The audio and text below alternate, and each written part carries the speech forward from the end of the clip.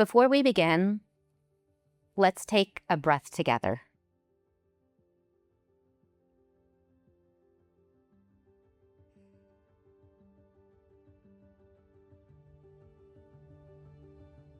You don't need to brace yourself for this episode, and you don't need to prepare. This isn't a conversation meant to overwhelm you, but it is meant to walk along with you. Today, we're talking about the conversations we tend to avoid.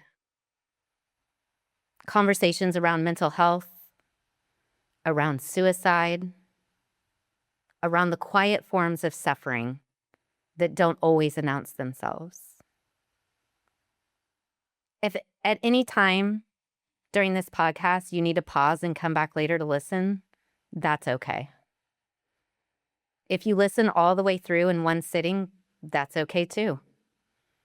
There's no right way to be here. Let's begin.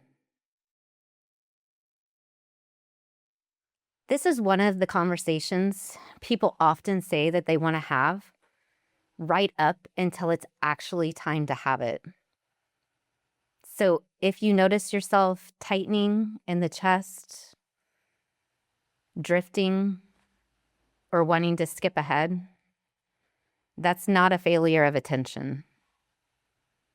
That's information integration. This episode isn't here to fix anything. It's here to notice what happens when we don't talk and what becomes possible when we do. You don't need to listen perfectly. Just stay with me. We often say we avoid conversations about mental health or suicide because they're too heavy. But what we're really avoiding is not knowing what to do with what comes up. Most of us were raised in environments where emotional steadiness was rewarded, and emotional honesty was something you learned to manage privately or tuck quietly away. So when someone names despair, exhaustion, or the desire to disappear, it disrupts that unspoken rule. We often worry, what if I say the wrong thing? What if I make it worse? What if they need more than I can actually give in this moment? And underneath all of that is a quieter fear. What if I recognize myself in what they're sharing and saying? So instead of staying, we find ourselves distancing. Not because we don't care, but because we were never taught how to stay present without fixing. Silence is rarely neutral. To someone already struggling, silence can feel like confirmation. Confirmation that their pain is too much or too inconvenient or too uncomfortable to hold. People don't usually want somebody to save them, though. They want to know that they're not invisible. And silence teaches people to become better performers of the "it's fine, I'm fine" mindset. It teaches them to edit themselves, to filter themselves, to push down how they're truly feeling. And naturally, over time, isolation becomes heavier than the pain itself. I want to share a few moments here. Not full stories with endings, not big examples with lessons, just moments that I've noticed. Moments where someone said, "I'm okay. I'm okay." And everything in their body screamed something else. Maybe it was moments where a room felt heavy, but no one in the room named it. So everyone in the room just carried it alone. Or maybe moments where a conversation slowed, hovered right at the edge of something real, and then quietly changed directions. None of these moments were dramatic. There were no raised voices, no obvious crisis unfolding, just a sense that something important was present and yet remained unspoken. And what stays with me isn't what people said in those moments. It's what didn't get said. So, what does listening actually look like? We talk a lot about listening, but most of us were taught to listen with an exit strategy. What does listening actually look like? Well, listening, as it's often practiced, is just waiting for our turn to respond. But real listening is different. It doesn't rush to reassure. It doesn't demand progress. It doesn't reach immediately for meaning. It doesn't require an answer.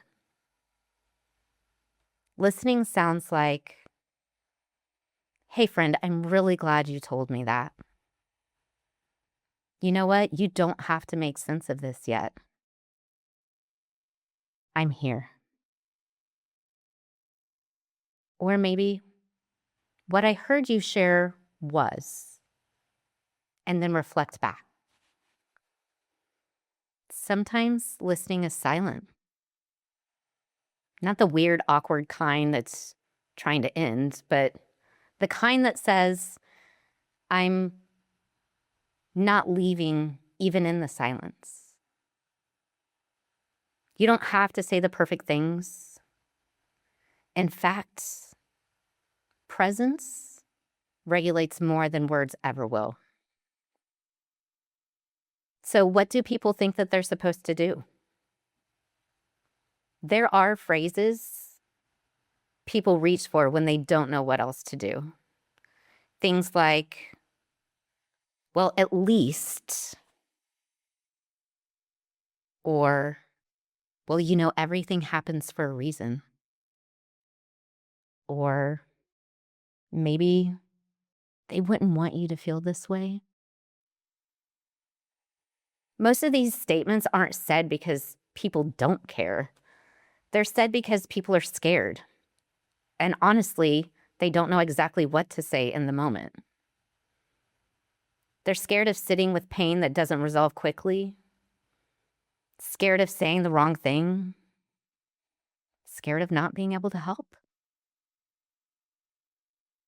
Sometimes the most supportive thing you can say is nothing profound at all.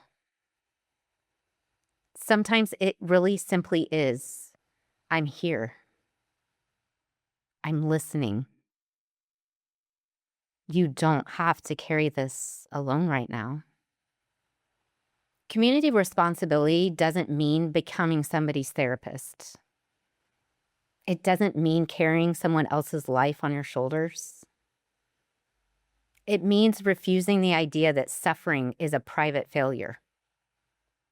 It looks like checking in more than once. Remembering what someone shared weeks later, or creating spaces where people don't have to earn care by appearing strong. You can be supportive and encourage additional help. These things are not opposites. Most people remember the first person who asks how they're doing, but they truly remember something else even more.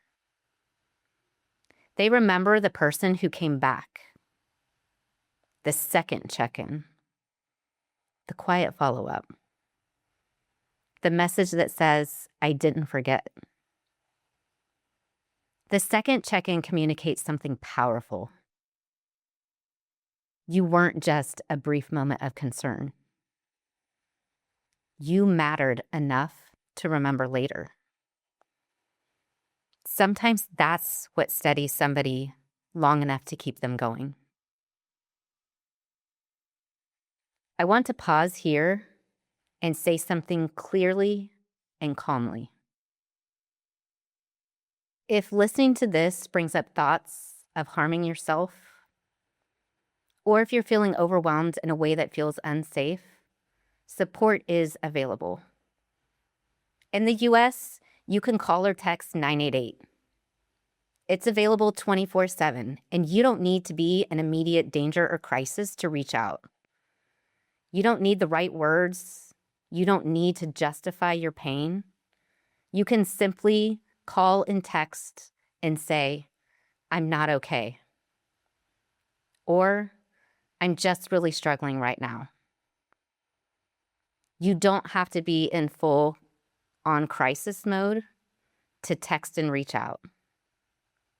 This resource is available to anyone feeling the struggle, whether that's you in your personal life or you're somebody concerned about a friend or a coworker, maybe a loved one in your life. 988 is available to anyone. As a friend or a family member, you can call and share your concerns and ask for tools and resources to guide you in how you reach out to the person you care about. Asking for help isn't a failure. It's a response to something real. As we close, I want to leave you with this. You don't have to feel like you're extraordinary to matter to somebody who's struggling. You just have to be willing to stay, to listen without fixing, to care without controlling, to show up again after the first conversation ends. The conversations we avoid don't disappear. But when we meet them with steadiness instead of fear, they lose their power to isolate. Thank you for being here. Thank you for listening. And thank you for staying in this life adventure with me.